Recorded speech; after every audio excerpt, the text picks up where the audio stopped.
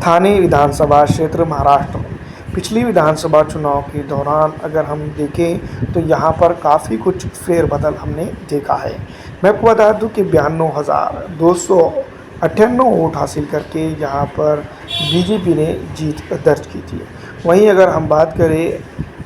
यहाँ पर second number की पार्टी की तो यहाँ पर एमएनएस महाराष्ट्र नवनिर्माण सेना 72,874 वोट हासिल करके सेकंड नंबर की पोजीशन पर रही थी।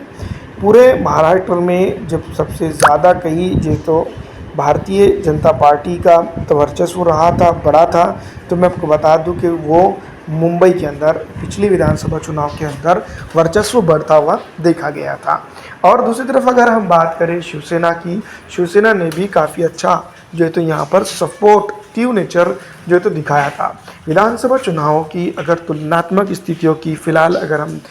देखें तो यहाँ पर कई चीज़ें सीधी तौर पर निकलकर सामने आती है। भारतीय जनता पार्टी के लिए यहाँ पर मैं आपको बता दूं कि कई एक चीज़ें हैं, लेकिन सबसे इम्पॉर्टेंट चीज़ ये है कि मराठा आरक्षण थाने विधानसभा क्षेत्र के अंदर अगर देखा जाए तो मुस्लिम, पिछड़ा, आरक्षित, दलित, मराठा के सामने कई एक ऑप्शन ज़रूर है, कई एक चीज़ें हैं जिसके लिए जो है तो वो परेशान हैं। लेकिन सबसे बड़ा इन दिनों यहाँ पर जो मुद्दा बनता हुआ नज़र आ रहा है वो है मराठा आरक्षण का। और ये मराठा आरक्षण का मुद्दा किसी न किसी तरीके से अगर आगे चल के बड़ा होता है तो ये बात हम ज़रूर कह सकते हैं कि थाने के अंदर भारतीय जनता पार्टी के लिए नुकसान साबित हो सकता है। मैं आपको बता दूं कि संजय मुकुंद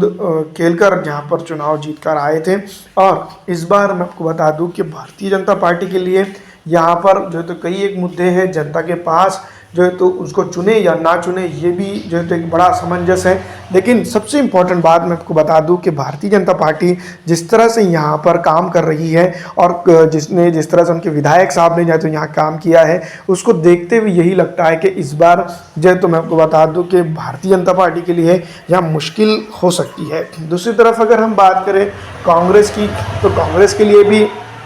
यहाँ पर गुड न्यूज़ नहीं है। या फिर यहाँ पर मैं आपको बता दूं कि जिस तरह से शिवसेना मनसे की अगर हम बात करेंगे, महाराष्ट्र नवनिर्माण सेना की अगर हम बात करेंगे, तो यहाँ पर जो है तो राज ठाकरे का खुद के स्टेटमेंट कई ऐसे पिछले सालों के 5 सालों के अंदर देखा जाए तो जनता के लिए उतने फेवर या फिर बेनिफिशियल नहीं होते हुए दिखाई दिए। तो ये जो चीज़ है कहीं ना कहीं जो तो मनसे का वजूद जिसको हम कह सकते हैं एक तरह से देखा जाए तो ख़त्म होता हुआ नज़र आ रहा है, जो एक अरसे से मैं आपको बता दूं कि सुकड़ती हुई तरह पार्टी नज़र आ रही है। अब यहाँ पर वापसी करेंगी या नहीं करेंगी इसके बारे में हम ये कह सकते हैं कि यहाँ पर भारतीय जनता पार्टी स्ट्रांग है, लेकिन मराठा आरक्षण का मुद्दा अगर हावी रहता है तो यहाँ पर विपक्ष को काफ़ी फ़ायदा हो सकता है। फिलहाल दोस्तों इस वीडियो में इतना ही। अगर अच्छी लगती है तो इसको लाइक और ज़्यादा से ज़्यादा शेयर कर दीजिएगा।